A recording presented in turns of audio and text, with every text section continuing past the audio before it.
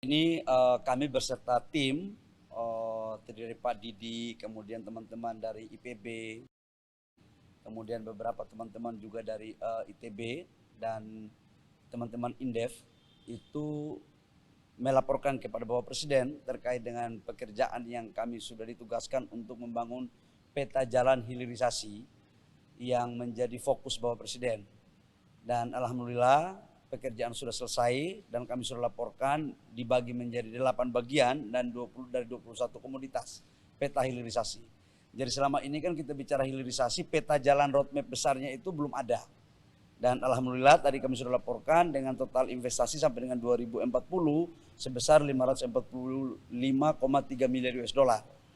Nah, tahapan-tahapannya juga tadi sudah kita bahas teknis dan nikel sudah kita lakukan dengan baik. Jadi prototipe nikel yang kita lakukan hilirisasi ini yang akan kita pakai juga untuk di sektor-sektor yang lain seperti timah, boksit, kemudian oil and gas, kemudian tembaga. Tidak hanya di sektor itu, tapi juga di sektor perkebunan, pangan, perikanan. Supaya ke depan Indonesia akan betul-betul fokus pada peningkatan nilai tambah. Instrumennya adalah hilirisasi. Dan ingat, negara di dunia ini yang mempunyai sumber daya alam, beda antara negara yang punya sumber daya alam yang tidak melakukan hilirisasi dengan yang melakukan hilirisasi. Kalau yang melakukan hilirisasi, percepatan pertumbuhan ekonominya dan menuju kepada negara maju lebih cepat daripada punya sumber daya alam tidak melakukan hilirisasi. Dan kita sudah memulai di zaman Bapak Presiden Jokowi. Jadi itu yang kami laporkan. Silakan diwawancara ke Pak Prof Didi sebagai komandan timnya. Jadi saya sebagai peneliti ya mendampingi Pak Menteri Bahlil ya, mendukung apa yang sudah dilakukan oleh pemerintah ya, yaitu hilirisasi menuju negara industri advance ya, advanced industrial countries. Karena dengan jalan itulah kita jadi negara maju. Nah, Presiden sudah menyampaikan sebelumnya juga bahwa hilirisasi nikel yang ekspornya sebelumnya 2014 1,9 miliar sekarang sudah 30 miliar. Baru satu, dan ini yang dibikin kajian ada 21 ya. Dan Menteri Bahlil ini menerobos untuk dilakukan segera yang lain-lain agar bisa memperkuat ekspor kita, memperkuat ekonomi kita. Dan tentu memperkuat anggaran kita ya agar bisa baik untuk kesejahteraan masyarakat. Dan sekarang dengan dukungan hilirisasi dan juga komoditi, ya ekspornya itu sudah 2 kali lipat dibandingkan 10 tahun yang lalu. Ya. Dan ini menurut saya bagus dan perlu diteruskan dari nikel ke bauksit, ke timah, tembaga, emas, dan sebagainya. Indonesia ini kaya sekali, sumber daya alam yang luar biasa. Masalahnya ya politik, kadang-kadang politik yang menghambat itu. Ya dengan mengekspor bahan mentah dia menikmati keuntungan, udah selesai, tapi untuk rakyat tidak ada. Gitu. Ya, Bapak Presiden sangat mengapresiasi kerja yang sudah kita lakukan dan ini akan dijadikan sebagai salah satu referensi untuk menuju peta jalan hilirisasi. Kenapa?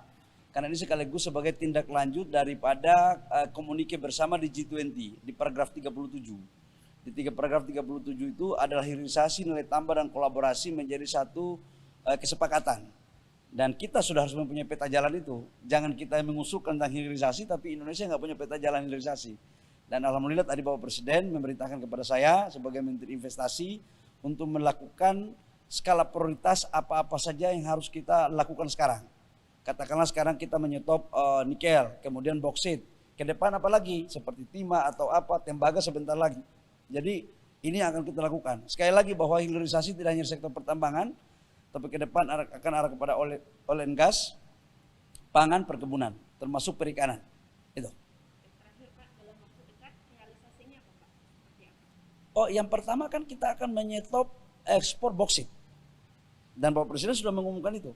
Realisasinya adalah kita mencari investasi yang bagaimana memberikan nilai tambah pada bahan baku boksit. Yang kedua, tembaga. Entar lagi kan bulan Juli stop secara undang-undang. Kita lagi mencari formulasinya bagaimana smelter-smelter yang belum selesai. Contoh di NTB sama di Freeport. Nah ini kita cari lagi formulasinya. Tapi intinya negara harus konsisten untuk membangun hilirisasi. Nggak boleh ada gerakan-gerakan tambahan. Kita sudah harus sadar secara kolektif bahwa hilirisasi adalah instrumen untuk Indonesia menuju dari negara berkembang menjadi negara maju. Saya tahu pasti ada yang kurang berkenan dengan hal ini. Karena saya kan mantan pengusaha. Ekspor barang mentah itu kan dapat duit cepat. Tapi kalau bangun hilirisasi kan butuh capex. Tapi ini bukan persoalan Bahlil, bukan persoalan Bapak Presiden, atau bukan persoalan Pak Didi. Ini persoalan rakyat bangsa dan negara dan kedaulatan negara kita untuk ke depan.